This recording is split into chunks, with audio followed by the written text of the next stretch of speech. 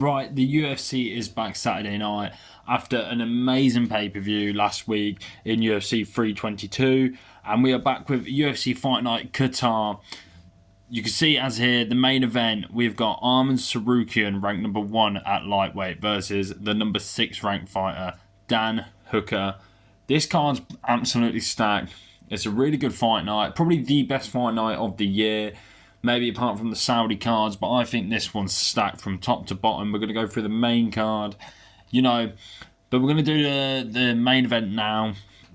So let's just get straight into it. So, on my left, we've got Arman Tsanukyan, ranked number 1. Should have fought for the title in January this year, had a back injury, now coming back against Dan Hooker. Arman is really good, and I know not a lot of people like him, but Arman is probably the second best at lightweight. Now that Islam's gone, the only real contender I see for Topuria, who will, have a threat for him, is probably Arman Tsanukyan.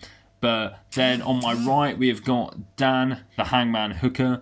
Dan Hooker's an absolute dog. We all know Dan Hooker. He's been around for years in the UFC. You're going to have to KO him to put him out. He's always in exciting fights. His last 2 fights especially have been fight of the night, all-time classics, against Jalen Turner, Mateus Gamrot. They were some of the best fights I've seen. They're always entertaining. The one against Dustin Poirier especially, that's probably a Hall of Fame fight right there. But you know the gist, guys. We're going to talk about the main event, talk about, what they're good at, what not, their resumes, their records, and all that stuff. So, let's go on to Arman Tsanukyan, the ranked number 1 lightweight in the world. He's on your left. His record, 22 wins and 3 losses. That's a really good record right there. He's had 9 KO wins, 5 submissions, and 8 first round finishes. That's impressive. Really impressive stuff there. His only good wins, to be fair, he's got Beneil Dariush, where he got first round knockout. I remember watching that one live, and I was expecting it to be an all-out war, be a really good competitive fight, and then he absolutely starches him in I think it was 2 minutes or something like that. The fight didn't even get started. It weren't like, he finished him at the later round of round number 1. No, it was in the first 2 minutes or so. And then his only other really good notable win was at UFC 300 against Charles Oliveira. That was a split decision. That fight could have gone either way.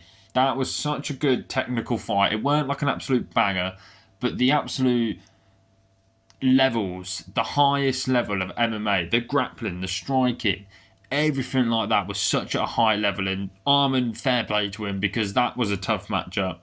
And he's gone in there and he's done it.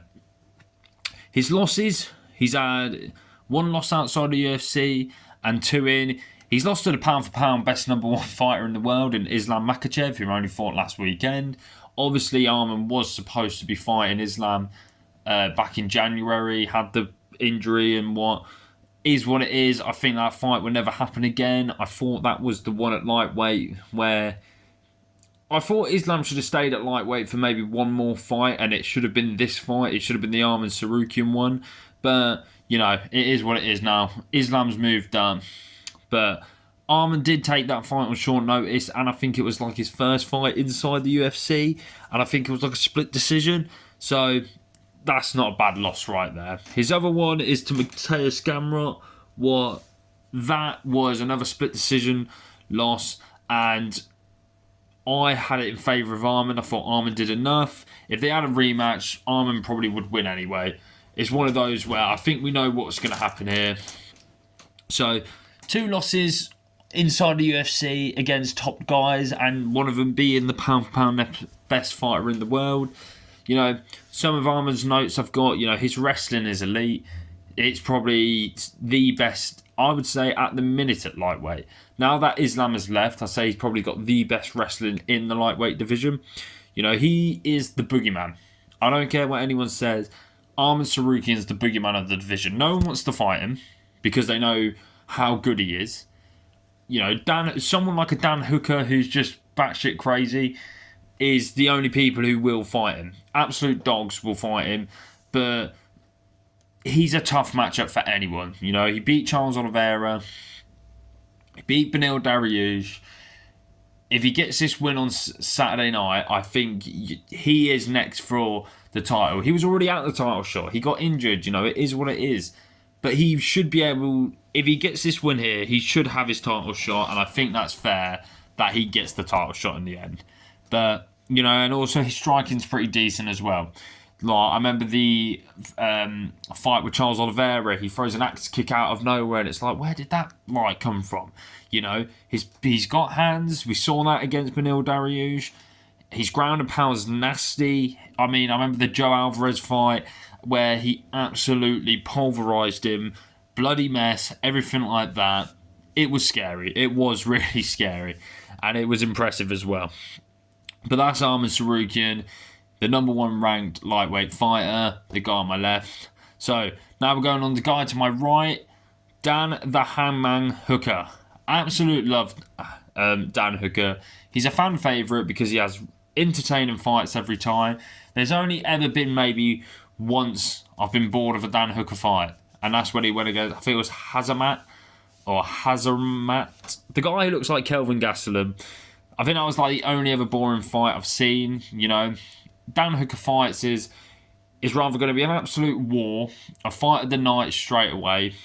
It's going to be him rather knocking his opponent out, or he's going to be getting knocked out, submitted, or what. Dan Hooker is a do or die fighter. But his record, 24 wins and 12 losses, yeah, it's not awful, but it's not great. You know, I would personally say this is a journeyman's record in the world of mixed martial arts. That's what I would say. He's like, you know, like the Neil Magny's and stuff like that. But Dan Hooker is probably the best journeyman out there. I don't want to call him a journeyman, but that's what his record says. He's only got like double. He's got over 10 losses. You know, that's what I'm trying to say. And in MMA, it don't look amazing, the records, but Dan Hooker's game, you know. And Dan Hooker's been in the UFC for that long that some of his good wins, he's got Mateusz Gamrot, who obviously beat Arman Tsanukyan.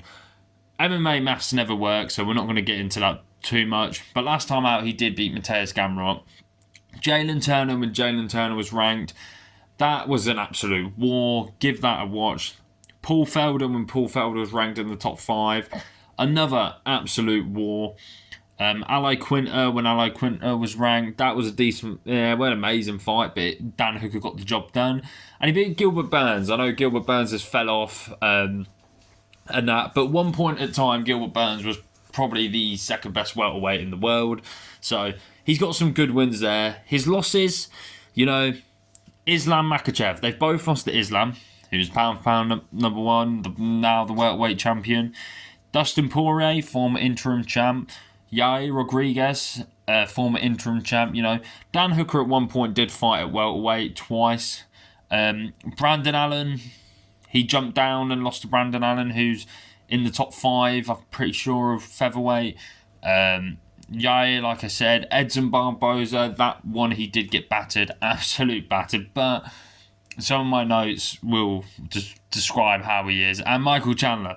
So he's only lost to some of the best guys in his divisions he's fought at in featherweight and lightweight. You know, some of the notes I've got here for him, you know, I just put dog. He's an absolute dog. Like I said, he's a do or die fighter. I forgot if it was the Jalen Turner. I'm pretty sure it was the Jalen Turner one now that I'm saying it, where he had a broken hand in like the second round, and next minute you know he's still throwing hands like it never happened. Absolute dog. He's a brawler as well. You know, like I'm saying, he will throw until he can't throw. And that's what makes Dan Hooker so fun and such a fan favourite fighter, in the fact of it doesn't matter if he's getting battered or what, he's going to fight until he can't fight anymore. He's got good boxing as well. His boxing's really good. He's quite a longer lightweight and a taller lightweight. He's got decent reach, quite tall, and you're gonna have to KO him or submit him to finish the fight, because this is a 5-rounder. You can beat him on the decision, but I'm just saying that he's just gonna constantly just keep walking you down.